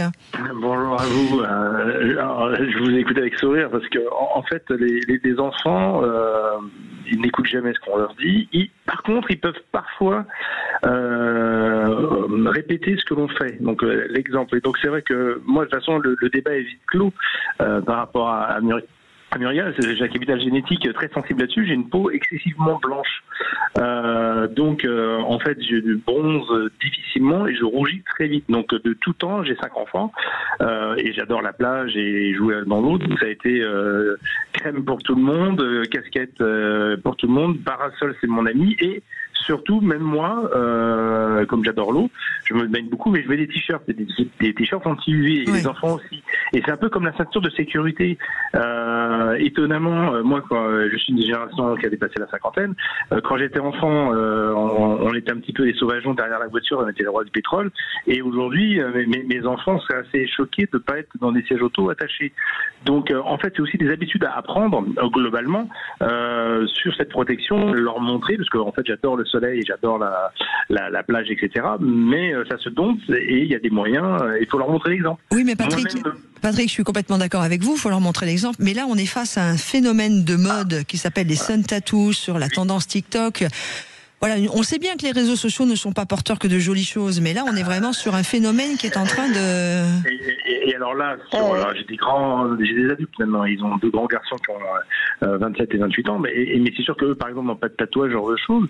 Ça va être un peu au courant de ce qui circule comme bonnes idées, en effet, sur les réseaux sociaux, pour justement ouvrir le dialogue avec les enfants adolescents, parce qu'en effet, c'est un peu la partie, je reproduis les bonnes bêtises qu'on me donne, que j'arrive pas à penser tout seul, mais à ce moment-là, il faut continuer à discuter là-dessus. Et je pense que, sincèrement, sur les filles qui ont une peau encore plus blanche que moi, cette habitude-là, comme le soleil, on l'a un peu dompté, je dirais, ça va très bien qu'un coup de soleil, ça fait mal en plus, donc c'est pas rigolo. Donc oui, ça passe par la discussion, même avant même qu'on aille sur la plage, je dirais en effet sur un adolescent. Bien sûr. Faut être au courant de ce qui se passe. Je pense qu'il faut qu'on en parle comme le disait l'auditrice précédente.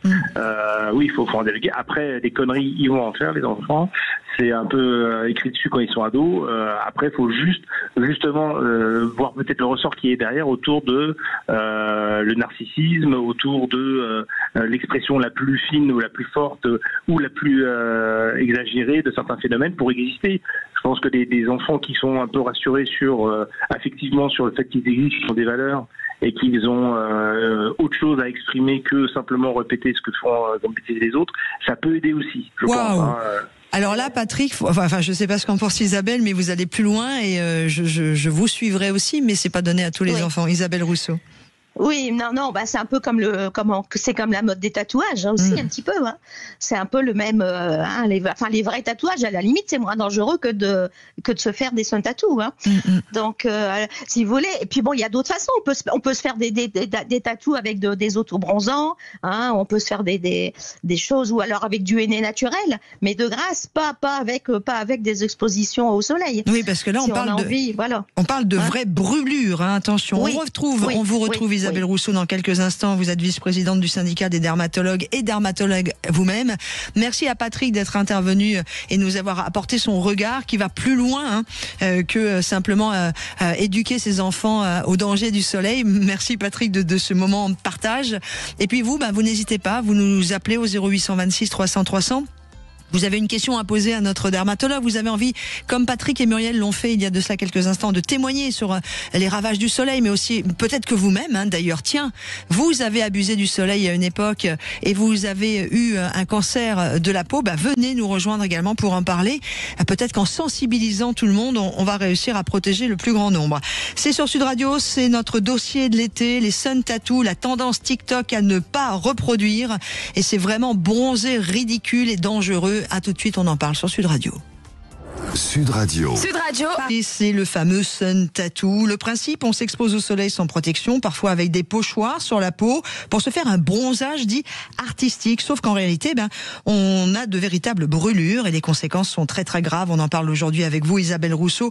Vous êtes dermatologue, vice-présidente du syndicat des dermatologues.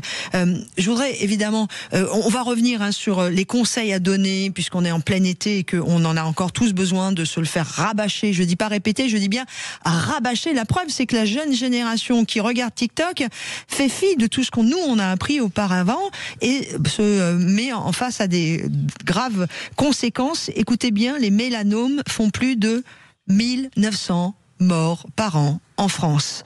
C'est une vraie réalité, Isabelle Rousseau, et sans vouloir être moraliste, il faut continuer à être alarmiste. Oui, tout à fait. Il faut vraiment. Alors, bon, il faut pas non plus que les gens passent leurs vacances dans un blocos. Non, on est d'accord. Non, mais bon, je veux dire, c'est vrai, il faut pas non plus. Mais si vous voulez, faut un peu de bon sens. Il faut éviter de faire brûler sa peau, parce que si on fait brûler sa peau, c'est comme un steak qu'on met dans une poêle avec du beurre. C'est pareil. Donc ça brûle. Et malheureusement, après, il y a des conséquences terribles. Donc pour l'avenir. Donc surtout là, avec ces tatous, plus tard, il y aura peut-être un cancer qui va faire exactement le schéma du tatou et qu'il faudra enlever. Et c'est plus vite qu'on ne pense. Donc voilà. Et je pense que pour se faire remarquer, comme disait l'auditeur tout à l'heure, il y a d'autres choses. Bon, on peut se faire remarquer avec autre chose qu'avec des sun tattoos, qui de toute façon, une fois qu'on sera habillé en automne, ça se verra plus. Oui, mais alors après, c'est vrai. Et puis ils vont disparaître, mais en laissant peut-être pas une marque sur la peau, mais une marque dans le côté génétique et le côté biologique de la peau. Oui. Exactement, une marque à l'intérieur, plus profond de la peau. Et si vous voulez, et après, le fait de répéter éventuellement ces choses-là, donc un peu à la fois, la peau ne va plus se réparer. Et à ce moment-là, c'est la voie ouverte au cancer. Alors, voilà. Oui. Là, on parle des sun tattoos, des TikTok, évidemment, de la jeune génération, mais je voudrais pas non plus les incriminer que eux. C'est vrai que nous, on a fait aussi nos générations, la mienne, celle de nos parents, celle de nos grands-parents. On a fait des choses, ou même regardez, il y a eu un moment, il y a eu la folie des séances UV dans les boutiques où on pouvait faire des séances UV. On croisait en plein hiver des gens qui étaient bronzés comme s'ils avaient été passés un mois en Polynésie, quoi. Ouais. Alors ça, c'est aussi très très dangereux. C'est absolument, peut-être encore plus, parce que si vous voulez, là, vous avez dans les cabines UV, vous avez le corps entier qui est exposé. Donc là, c'est vraiment, puis si vous voulez, c'est des UVA. Donc en fait, c'est assez insidieux. Ça rentre dans la peau et un peu à la fois, ça détruit. Donc ça, c'est encore plus dangereux. Il faut surtout pas faire ça, vraiment. Et puis là, on parle des sun tattoos, mais que ça nous est tous arrivé, on va être très honnête, d'avoir et de recevoir un coup de soleil. Et on sait à quel point ça fait mal, en plus sur le moment. Enfin, il y a des douleurs incroyables. Moi, j'ai vu des gens ne plus pouvoir dormir, s'allonger, tellement ils étaient brûlés. C'est quoi? C'est une brûlure au premier degré? Au deuxième degré, là, oui, là, ça atteint le derme, ça descend, c'est le deuxième degré, et donc là, ça fait mal, ça atteint les terminaisons nerveuses, et c'est hyper douloureux, bien sûr. Allez, vous n'hésitez pas. Ça laisse toujours des cicatrices, ça laisse des marques. Un coup de soleil, un gros coup de soleil, ça laisse des marques. Alors évidemment, il y a Stéphane qui nous dit le problème, c'est que la jeune génération n'écoute pas Sud Radio. Eh ben si, on a plein de jeunes auditeurs. Stéphane, dites donc. Et puis surtout, voilà, moi je veux pas qu'on incrimine que. Évidemment, les sun tattoos, ça nous fait réagir parce qu'on est devenu adulte. Mais imaginez si on était adolescent à cette époque 2025. On ferait peut-être la même chose, malheureusement. Je dis bien peut-être. Vous avez raison. Quels sont le côté très pratico-pratique et les conseils que l'on peut donner pour parler de ces problématiques liées au soleil et en particulier, pas que les sun tattoos, quoi? Oui. Alors, il faut surtout essayer d'éviter de s'exposer sur une plage en plein soleil, parce que ça, c'est vraiment pas bon. Il faut essayer de profiter du soleil le matin un petit peu tôt et le soir à la fin de la journée. Bon là, les rayons du soleil sont beaucoup moins nocifs, donc il faut essayer d'en profiter à ce moment-là, essayer de ne pas justement se faire bronzer quand les rayons du soleil sont plus verticaux, donc entre 10h, 11h et puis et aujourd'hui c'est quasiment 18h là, avec la canicule qu'on a aujourd'hui. Il faut surtout essayer de sortir le plus tard possible. Essayez de pas rester au soleil, bien évidemment. Alors vous êtes située où, vous Isabelle, vous êtes dans quel département là?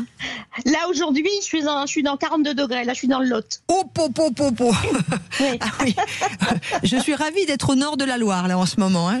Oui, vous avez raison. Mais habituellement, je suis sur l'île, hein. Mais là, je suis en vacances dans le Lot. Et voilà. Et alors, c'est vrai que si vous voulez, alors on peut bien sûr, il faut se baigner parce que ça fait du bien au corps, mais avec un chapeau à large bord, des lunettes de soleil et de la crème sur tout ce qui dépasse, hein, bien sûr. Hein. Tout ce qui dépasse. Oui, c'est-à-dire le visage, les mains, et puis et faire attention aux épaules, quoi. Faut bien rester dans l'eau. Hein. On voit de plus en plus également les fameux t-shirts, vous savez, anti-UV, et moi, beaucoup de la population du nord de l'Europe, qui sont quand même génétiquement un peu plus clairs que ceux du sud, évidemment.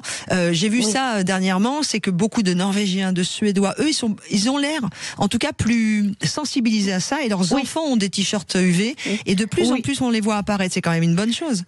Oui, c'est une bonne chose. Alors, ces t-shirts UV, ça vient principalement d'Australie, hein, où là, vous avez en fait des gens qui viennent justement du nord de l'Europe et qui sont arrivés en Australie il y a ça assez longtemps, et avec la peau de blond. Hein, donc, ils ont là, en Australie, vous avez des cancers de la peau qui sont au summum, hein, et donc ils ont développé justement ces t-shirts. Et c'est vrai que les Nordiques, les Scandinaves sont un peu plus disciplinés certainement et font plus attention que nous, peut-être. Et surtout, alors là, vraiment, les adultes à la limite, mais les enfants, vraiment, c'est vraiment important de leur mettre des t-shirts, une casquette, des lunettes de soleil, parce que vous imaginez que si déjà ils ont des coups de soleil à 6 ans, par la suite, ça va pas être drôle pour eux. Hein. Ah, c'est clair. Hein. Là, on parle des sun tattoos aujourd'hui dans notre émission, parce que évidemment, ça nous permet en plus de parler de cette mode sur TikTok qui est dangereuse et qui va avoir des conséquences dramatiques.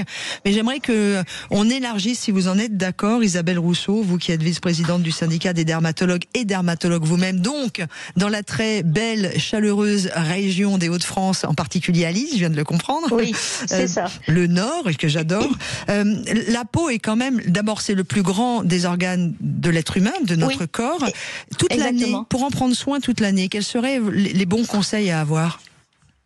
Vis-à-vis du soleil? Non, pas que. Parce qu'on voit bien, on a un capital jeunesse aussi qui disparaît. Est-ce que les crèmes sont utiles? Est-ce qu'il faut bien beaucoup boire? Est-ce qu'il de l'eau?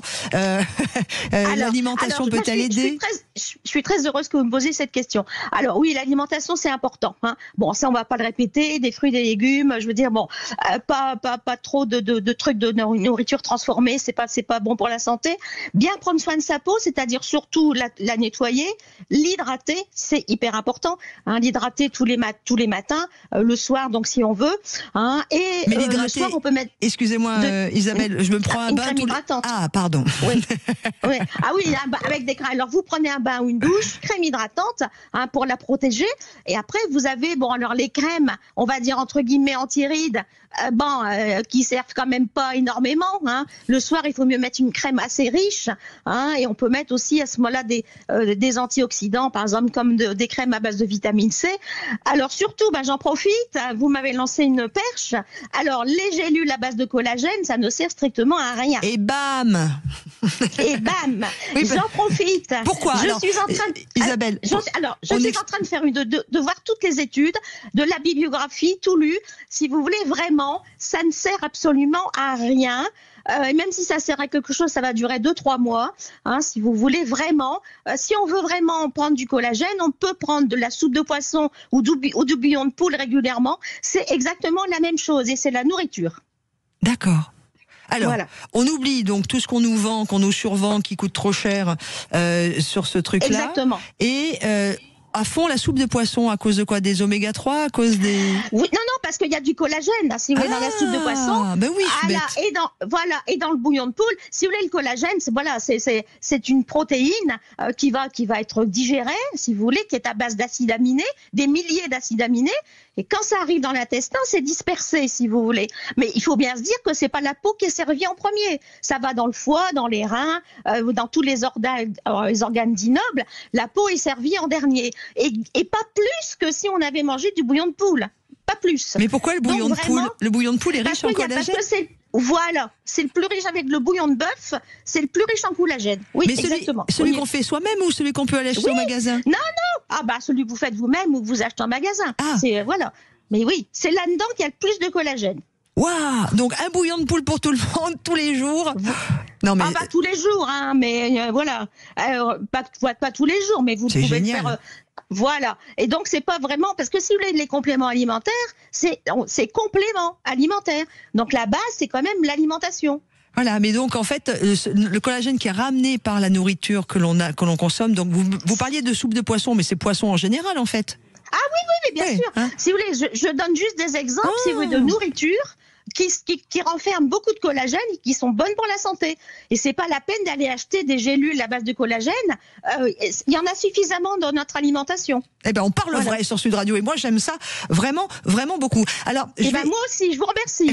Je vais faire un peu de pub et vous m'en excusez et j'espère que je vais pas me faire taper sur les doigts par l'Arcom, mais c'est un partage d'expérience. J'ai eu un très bon conseil il y a à peu près 3 ans par quelqu'un de votre fonction, de votre profession, une ma dermato, qui m'a dit pour le visage, et en tout cas bon, on parle beaucoup de la Roche-Posay. Alors c'est là aussi où il y a d'autres crèmes qui sont très bien. Je sais pas, je veux dire Vichy, je veux dire L'Oréal, je sais pas, mais voilà. Vichy, la Roche-Posay, L'Oréal, c'est la même chose. Hein. Oui, mais la Roche-Posay fait une crème pour le visage qui s'appelle la 100KA et qui est la seule protection, semble-t-il, à 100% de protection, comme 50 ou 30. UV. Disons qu'elle est très protectrice, d'accord. Mais seulement, si vous voulez, il faut toujours garder à l'esprit que les tests avec les crèmes sont faits avec des grosses quantités de crème, c'est-à-dire 1 cuillère à café pour le visage. Jamais personne ne met ça sur un visage. Non. D'accord. Donc c'est pour ça, si vous voulez, qu'on demande de renouveler régulièrement la crème, justement pour qu'il y en ait suffisamment pour que la peau du visage soit bien protégée. Hein. Voilà. Eh ben, on a abusé de vos connaissances. Merci beaucoup de votre partage avec nous. C'est avec grand plaisir. Merci beaucoup à vous. On vous rappellera, Isabelle. Passez de bonnes vacances dans le Lot. Avec plaisir. Avec plaisir. Merci à vous. Je vais embrasser tous nos amis du Lot, y compris ceux que j'ai croisés ce week-end. Et voilà, ils vont se reconnaître. Et merci Isabelle Rousseau, vice-présidente du syndicat des dermatologues, qui était avec nous en direct pour parler de cette mauvaise mode du sun tattoo extrêmement dangereuse actuellement sur TikTok, et le soleil en général, on le sait, dangereux aussi bien sûr. On va dans quelques instants continuer et je vais vous amener dans l'Aude avec un producteur d'huile d'olive, Loulibo, qui attire les foules, et c'est sur Sud Radio. Ce sera notre sentier de l'été pour conclure notre rendez-vous juste avant les escapades de Rémi André. Sud Radio. Sud Radio. Parlons. Guster un bon morceau de fromage, du Cantal ou du Salers, ça vous dit? C'est Rémi André qui, dans ses escapades, nous permettra d'en découvrir et d'en savoir plus sur le Cantal. Il nous emmène à Aurillac. Et puis, je vous rappelle aussi, parce que c'est un joli rendez-vous de début d'après-midi, les clés d'une vie. Notre ami Jacques Pessis, juste après le rappel de l'actualité de 13h, reçoit Antoine Decaune. Ça va être aussi un chouette moment. Mais tout de suite, moi, je vous propose d'aller découvrir l'huile que je consomme tous les jours avec énormément de plaisir, l'huile d'olive, mais en partant à la découverte de Loulibo. Sud Radio, les sentiers de l'été. Et vous, est-ce que vous aimez l'huile d'olive? Tiens, venez nous le dire sur la page Facebook de Sud Radio. Vous n'hésitez pas, ou vous suivez l'émission en direct. Ouvrir au grand public le savoir-faire séculaire de Loulibo, premier producteur français d'olives de table et fabricant d'huile d'olive. C'est ainsi que la coopérative oléicole installée à Bise-Minervois dans l'Aude fonctionne. Je vous emmène sur ce chemin parfumé, bordé d'oliviers, chant des cigales se mêle à l'odeur des feuilles chauffées par le soleil. À l'ombre des oliviers centenaires, ce sentier nous conduit jusqu'à Loulibo, la plus grande coopérative oléicole de l'Aude. Mais c'est surtout un lieu qui est vivant, qui est plein d'histoire, plein de passion. Et on est avec Jean-Marc Thibault qui nous accueille. Bonjour Jean-Marc. Oui, bonjour. Alors rien à voir avec votre célèbre homonyme non, rien à voir. du théâtre français. Merci Absolument. De nous accueillir à Loulibo. J'ai essayé de faire une petite carte postale, mais avant de parler vraiment de la coopérative, j'ai parlé de chants de cigales, j'ai parlé d'olivier. C'est ça, cette carte postale là-bas à Bise-Minervois, quand on est chez vous? Forcément, hein, c'est un paysage méditerranéen et ça évoque tout ça, et c'est la réalité du terrain d'une oliverie dans tous les cas. On arrive par les sentiers de l'été, mais vraiment là-bas. Qu'est-ce qu'on voit d'ailleurs? Qu'est-ce qu'on va sentir? Qu'est-ce qu'on va entendre avant même de franchir votre porte? Déjà, vous allez passer des paysages qui sont entre vignes et oliviers, et bien sûr la garrigue également. Hein, et puis vous arrivez chez nous avec la particularité de notre moulin déjà, c'est d'avoir une oliveraie pédagogique au beau milieu du moulin d'élaboration de l'huile. Donc on est vraiment très près aussi du terrain. Alors évidemment, on ne peut pas parler de Bise-Minervois, évidemment, puisque vous êtes dans l'Aude, sans parler de l'Aude, qui malheureusement a subi ce dramatique incendie. Vous avez des amis qui ont été fortement touchés, même si Bise-Minervois n'a pas été touché directement? Alors des amis, au-delà des amis, c'est surtout des coopérateurs, les adhérents, hein, puisqu'ils sont au nombre de 750 familles d'oléiculteurs. Alors l'oléiculture française a la particularité de ne pas être un métier à part entière. Ce sont souvent des vignerons qui ont aussi des oliviers. Donc effectivement, les deux ont été plutôt touchés. Oui.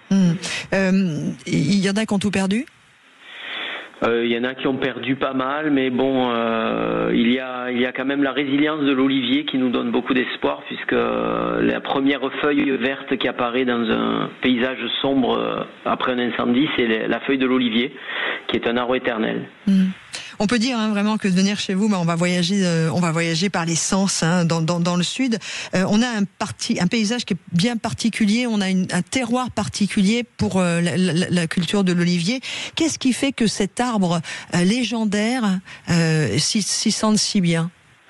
Alors il y a plusieurs éléments, mais bon, déjà il faut savoir que les meilleurs terroirs pour la vigne sont aussi les meilleurs terroirs pour l'olivier. C'est un arbre qui est très résistant. Ah, bonjour. Oui. J'entendais. Pardon, excusez-moi. C'est un arbre qui est très résistant et qui va pousser sur des sols très pauvres, très caillouteux. Parce qu'il est assez dur, et puis il peut se débrouiller quand même assez bien, même malgré des périodes de forte chaleur. La coopérative, c'est vraiment une coopérative, l'Olibo, qui est autant humaine que solidaire. On en a parlé évidemment avec ce qui vient de se passer pour l'Aude. Vous travaillez ensemble, vous défendez un savoir-faire. C'est un acte vraiment de solidarité, ce modèle coopératif pour l'Olibo? Oui, en tout cas dans l'oléiculture.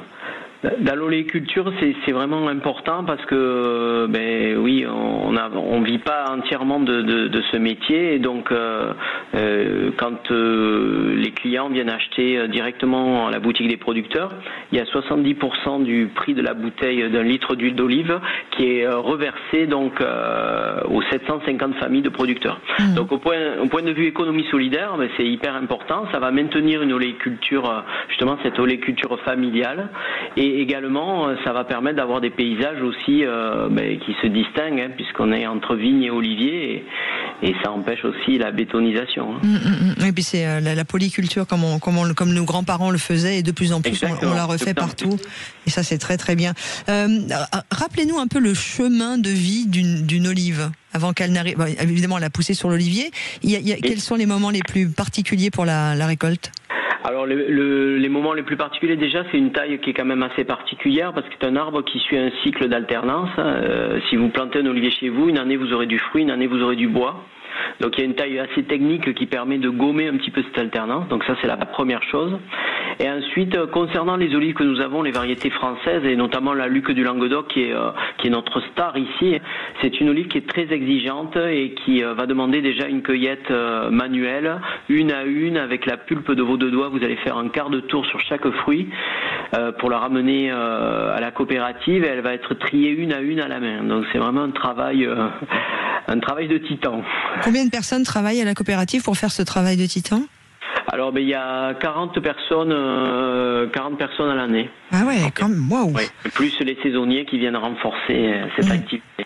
Une fois le tri fait sur les grands tapis de tri, j'imagine? Oui, alors c'est une table de tri, donc il y a 5 personnes, puisque c'est manuel, hein, donc il y a 5 personnes de chaque côté de la table de tri qui vont trier les olives, une à une, et ensuite, bien sûr, effectivement, là c'est mécanisable, il va y avoir le calibrage, tout simplement, chaque olive va être triée par taille, et ensuite c'est le savoir-faire, donc ce savoir-faire, c'est un savoir-faire qu'on appelle de confiserie. Le confiseur, c'est celui qui va transformer un fruit qui laisse une forte amertume en un fruit délicieux, et donc là il y a pas mal d'étapes, et puis c'est un savoir-faire très spécifique. Il faut 4 ans pour former un confiseur, et ça s'apprend pas sur les bancs d'une école. Un confiseur, waouh! Et c'est quoi ces particularités? Cette particularité, c'est que finalement, elle va subir plusieurs bains de rinçage parce que cette amertume qui est dans la pulpe, elle est soluble dans l'eau. Mais l'amertume et la façon de désamériser va changer selon si vous la portez le matin à 7h et que l'olive est fraîche, ou si vous la menez à l'après-midi avec le soleil qui a tapé sur l'olive, la recette va changer. Si cette variété, selon la grosseur de l'olive, on va pas faire la même recette. Selon les différentes variétés également, tout va changer. Et ça, c'est vraiment le travail du confiseur. Et il faut savoir quand est-ce qu'on va saler, le taux de sel par rapport à la texture de l'olive. Pas mal de paramètres qui vont changer vraiment à la fin la dégustation de l'olive. Je sens, Jean-Marc Thibault, vous qui êtes responsable du tourisme pour l'Olibo, cette coopérative où l'on s'arrête à Bisminervois, que beaucoup de gens doivent vous interpeller par derrière. Exactement. Je voudrais évidemment qu'on parle de cette expérience touristique de l'Olibo, puisqu'on vous a aussi placé dans les sentiers de l'été. Pour ça, parce que vous rencontrez un succès phénoménal. Vous devenez un sentier de l'été quand on va du côté de Bisminervois où vous êtes situé. Effectivement, la visite d'entreprise pour nous c'est vraiment capital. C'est aussi un moteur pour nos adhérents, effectivement pour doper aussi la vente directe. Mais au-delà de ça, c'est une expérience qui est assez incroyable, une expérience d'échange. Et je crois que chez nous, l'innovation c'est l'humain, c'est mettre toujours l'humain au centre, au cœur de l'entreprise. Et on reçoit ces gens vraiment pour leur donner, en tout cas on est fiers de partager un savoir-faire qui est séculaire, effectivement vous le disiez, et une particularité quand même à l'Olibo, c'est cette fameuse olive, la Luc du Languedoc. Vous savez, on a une particularité ici, c'est qu'on reçoit des tas de gens qui n'aiment pas les olives et qui repartent en aimant les olives. Parce que pour la première fois, ils dégustent une olive qui a vraiment le goût d'olive. C'est complètement vrai ce que vous avez dit, parce que moi je suis venu vous visiter il y a très longtemps, mes parents habitaient dans le coin et moi j'aimais pas du tout les olives, et effectivement c'est en ressortant de chez vous que je me suis dit mais bon, j'avais jamais vraiment goûté une olive telle que ça. Maintenant j'en mange assez souvent. Mon adresse pour me livrer, donc là Sud Radio pour toute l'équipe. Je vous proposais des visites, des dégustations, on peut suivre toute la vie du fruit quand il arrive jusqu'à l'huile. C'est un joli voyage que vous nous proposez là. Oui, c'est une odyssée, on l'appelle justement l'odyssée de l'olivier, c'est le parcours donc qui commence par l'oliveraie pédagogique où on va voir tous les gestes, puisque les gestes sont très importants déjà sur l'aspect culturel est très important, donc les gestes de cueillette, les gestes qui vont amener cette olive à l'excellence, qui commence d'abord dans l'oliveraie pédagogique. Le cheminement de l'oliveraie nous amène progressivement au moulin, où on va voir la fabrication de l'huile d'olive depuis l'Antiquité jusqu'à nos jours, par le biais d'un son et lumière. On parle des recettes d'élaboration, justement, on révèle quelques petits secrets. Et puis, bien sûr, ce cheminement va nous amener progressivement une partie muséographique et se terminer par le pôle d'initiation. Et on va initier les gens à la dégustation des olives et des huiles. Une question pour fâcher, pour terminer, Jean-Marc Thibault, responsable de tourisme pour l'Olibo, et pas que pour l'Olibo, mais en règle générale. On se dit souvent, j'ai eu pas mal de réactions sur mail également sur Sud Radio, que l'huile d'olive française est trop chère. Eh bien justement, la visite guidée pour enlever toutes ces barrières, effectivement, le prix ne peut pas être le même puisque le travail est différent. Vous savez, nos oliculteurs, ce sont des gens engagés et passionnés. Ils rentrent dans leur oliveraie un peu comme vous rentreriez dans votre jardin potager avec un engagement, une charge émotionnelle aussi très forte. C'est souvent un legs de leur arrière-grand-père ou vraiment une histoire de famille, un peu comme si vous rentriez dans un album de famille. Vous allez prendre soin de vos arbres et vous allez travailler de façon aussi très artisanale, un peu comme on travaillait dans la Rome antique finalement. Rien n'a pour autant changé. Et quand je vous parle aussi de ces olives qui sont cueillies une à la main, triées à la main, avec un savoir-faire unique, à la fin, bien sûr, ça va donner un prix différent, mais un produit différent. Merci beaucoup de cette mise au point. Jean-Marc Thibault, responsable du tourisme pour l'Olibo, cette magnifique coopérative, premier producteur français d'olives de table, fabricant d'huile d'olive, qui est situé à Bisminervois, dans l'Aude, que l'on embrasse très fort, autant tous ceux de la coopérative que tous les habitants de l'Aude. Merci beaucoup à vous. Nous, on va terminer notre sentier d'été. Je vous embrasse, Jean-Marc. Merci d'avoir été avec nous. Dans quelques instants, on va retrouver notre ami Rémi André. Et puis juste après, je vous le rappelle, vous avez rendez-vous après le journal de 13h avec Jacques Pessis qui reçoit Antoine Decaune dans Les Clés d'une vie. Mais ce sera juste après le plateau de fromage de l'ami Rémi.